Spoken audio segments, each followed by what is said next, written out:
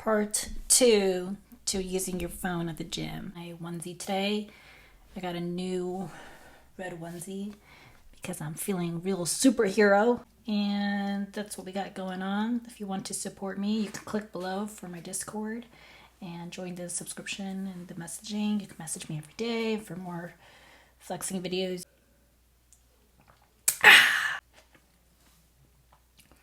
Grapes are good for the soul. About using your phone at the gym when you're on the machine.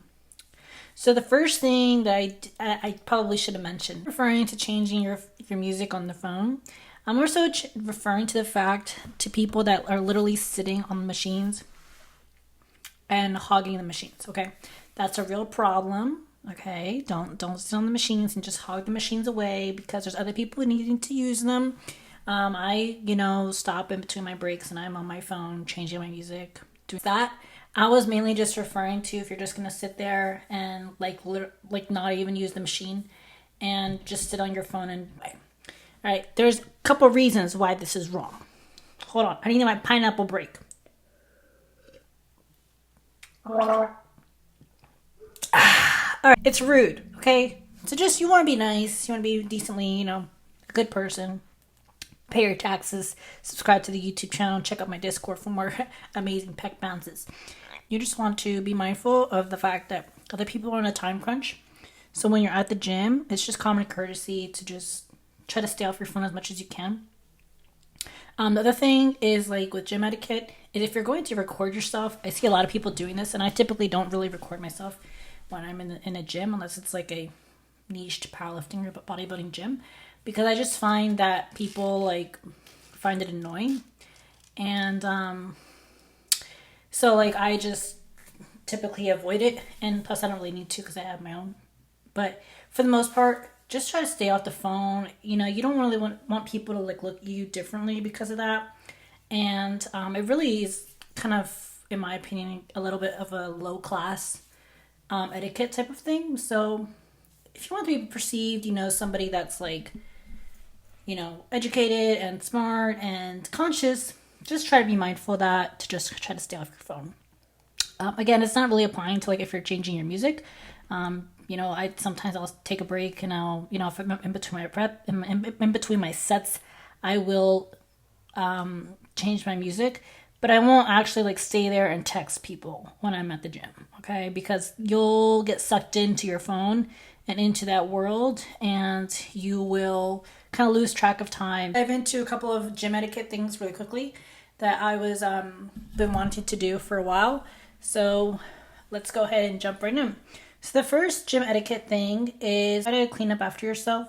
I definitely don't always clean up after myself on a machine. I don't clean the machine if I wasn't super sweaty. But if you're for yourself that you are super sweaty and the machine is left really sweaty because of your sweat, then that's the courteous thing to do is to wipe it down. I don't think you really need to clean it every time. If you didn't sweat, then I don't really see the point. For example, I do close grip, rows, and it's just my butt sitting on the bench, and I'm not sweaty, so I may not wipe it down. Sometimes I do, sometimes I don't. But if you are noticeably sweating on the thing, make sure you wipe it down. All right, so number 2 is grunting excessively loud. I see a lot of people, specifically men, guys, they're trying to prove something to girls, grunting really loud. Still not impressed, okay? So just try to keep that to a minimum. Even when I went to a powerlifting, bodybuilding niche gym, I would hear guys do this grunting stuff, and it's just really disturbing. All right, my next tip is when somebody's doing a main lift, like a main bench, main squat, like a big bench, big squat. I think it's the common courtesy thing to do is just to avoid getting in their personal space. I've seen it where somebody's deadlifting and they'll get really close to them when they're deadlifting. One, it's a safety thing because if maybe the plates fall off or whatever, it's just a kind of a respect thing. If somebody's going to do a clean and jerk, they do a clean and jerk, they overhead press. You typically aren't going to get in their space. So just try to be conscious of that, kind of respect their space, respect their their area. Deadlifting, squatting, benching, Olympic weightlifting costs a certain amount of space that they need to use up. And the last thing that they want to think about is having to worry that this thing is going to fall near you. So you don't want to be that. You don't want to be that person that is like walking around to them when they're doing these main lifts that require a lot of technical focus. So I was doing a main lift. Don't get in their personal space. Last tip is like wearing, like what to wear to the gym.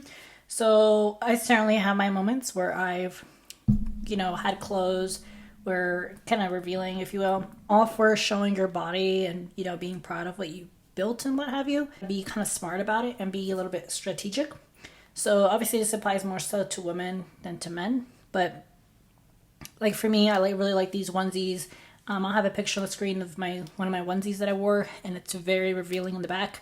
I typically will not wear like my whole onesie just to walk around with like that tiny little thing, unless I'm like at a well-known gym that's known for like, being cute and kind of attractive or what have you, kind of attracting attention. Or I'll have something over and until the end of my training, and then I'll, if I have a progress picture I want to take, I'll take a progress picture. If I'm doing cardio, then I'll just wear my jumpsuit or my onesie. But, if you're a man or a woman, just be mindful of like what you wear. Just try to obviously respect yourself. And, I see a lot of girls nowadays where they just wear a sports bra and a tiny little booty shorts and they just walk around the gym like that. And I don't think that that's necessarily a problem. I think that it just has a time and place for what you wear, how you wear it. I think if you're in a gym in Las Vegas, then it's a little bit more acceptable than if you're at a gym in a small town, family-oriented YMCA. It's not going to be, not typically their first choice, I would think. I personally don't really understand the whole walking around with just my sports bra and booty shorts in a commercial gym when everybody there is fully clothed. Be conscious of that. I'm not saying to not wear that. I'm just saying to be aware of what other people are wearing. And you don't necessarily want to stand out in the gym, I don't think. I mean, you do, but you don't at the same time. I mean, you do if you're like, somebody like me, that you like aesthetics or what have you. But it's like one thing to like wear something that is very provocative and very sexy and what have you. It's like, are you there to attract attention and to get looks from people or men or women, or are you there to work? Okay, so if you're there to work and you wear you're dressed a certain way, okay, sure. It's one thing to like not work hard and then your body clearly shows that you don't work hard, and that's not to say that you can't tell somebody works hard by their physique. So you can certainly, sometimes your work ethic isn't always reflected in your physique, although for the most part it is. But hopefully you're kind of picking up what I'm putting down here is that, respect yourself and conscious of that, and how if you're going to walk around with just a sports bra and booty shorts, that guys are going to look at you a certain way. Again, I think it just really depends on the gym that you go to. Certain gyms are a little bit more friendly with showing a little bit more skin. Other gyms are not. So I think it's a matter of respecting yourself and respecting the gym's unspoken policy, unspoken rules. And I'm all for wearing whatever you want, but just need to be mindful of those rules and be comfortable and confident enough to walk around however you choose to be perceived. Definitely, like I said, have my moments where I wear these kind of revealing jump onesies or what have you, but I'm also very aware that I'm going to be covering up during certain times, especially if I'm doing like, let's say legs. If I'm going to do legs, I'm going to train hamstrings. I'm going to train deadlifts where I'm bent over, coming back up, bent over, coming back up. I'm going to position my body in a way that's kind of away from people, rather than like being in the center of the gym and doing that type of movement. I just think that it's a matter of kind of respecting your environment and being conscious of that. And again, just kind of respecting yourself. I think that's very important. I think you can look attractive and sexy and with, showing skin. I think you can do all that while also respecting yourself. It's just a matter of how you go about it. It's not always necessarily what you wear. It's just kind of how you go about things. So that's my personal opinion and how I've always kind of carried myself. And I've been very fortunate where people, respected me. But I think that it's very important what you wear, how you carry yourself, especially when you're at a physical gym and you're working out and people can see maybe things that maybe you don't want to see. So, all right, so those are my tips. Thank you for subscribing and liking the video. Make sure to check out my Discord below to support me.